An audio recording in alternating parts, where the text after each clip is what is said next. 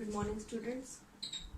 Today we are here again with civics first chapter, power sharing. In previous video we have seen that power sharing, if power is shared, what happened, and if power is not shared, what happened. That we are going to see today with the example of Sri Lanka. In previous video we have seen the ethnic composition of Sri Lanka. Okay, today we are going to see what happened when the government has taken some decisions. Okay, so Sinhala people are in majority in Sri Lanka, right?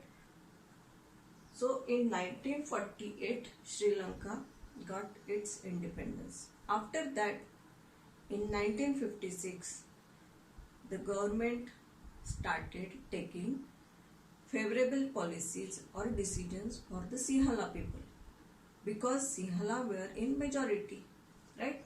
So that is called as majoritarianism. Now see downside on page number 3, the meaning is given, that is for 1 mark question. What is mean by majoritarianism? It means that the majority people should be able to rule in whatever way they want. Okay, so Sinhala people were in majority, so they started taking decisions for Sinhala people in favor of Sinhala people. So what they passed one act in 1956 to establish Sinhala supremacy. So what decisions they took? First is they declared that Sinhala will be the official language, and they disregarded the Tamil language. Means importance was only given to Sinhala language. Second, they took many decisions which were in favor of Sinhala people. And what they said? In government jobs and universities, the Sinhala applicants will get the preference. Means preference will be given to Sinhala people in government jobs and universities. It means that though Sri Lankan Tamils were living there, but they don't have any right for this. Third, their constitution stipulated that they are going to protect and foster Buddhism. This Buddhism will be only the official religion in Sri Lanka. So when they took all these decisions, naturally the Tamils, they started feeling alienated. They started feeling that the government is ignoring them. Being there, they are 17 or 18%, but then also the government didn't take any decision in favor of Tamil people. So from here, this problem between the Sinhala and Tamil begins in Sri Lanka, and that turned into civil war. It means that then what, when the government took all these decisions, after that the Sri Lankan Tamil thought that they must have say in the government.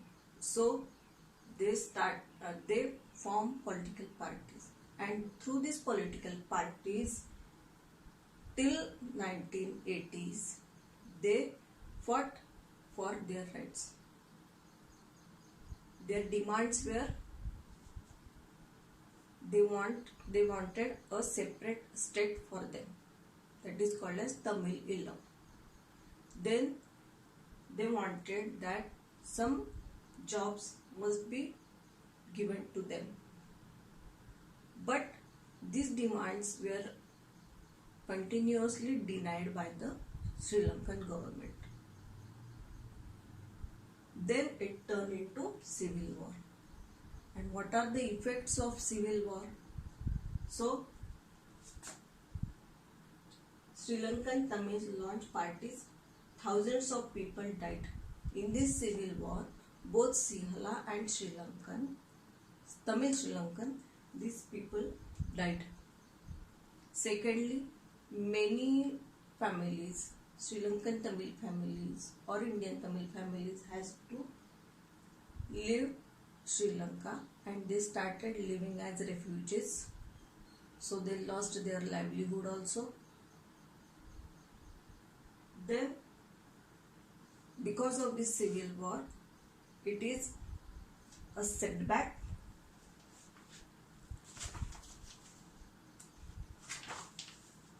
See, here it is given.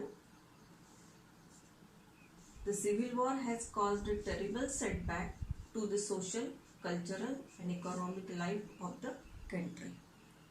Means everything was shattered. So here we have seen what happened if power is not shared, right? So it may turn into civil war, and which is not good for everyone. Understood? So this here we have completed this page number 2nd and 3rd and 4th. Only you are going to see the majoritarianism in Sri Lanka. After that you are going to solve some problems. Okay.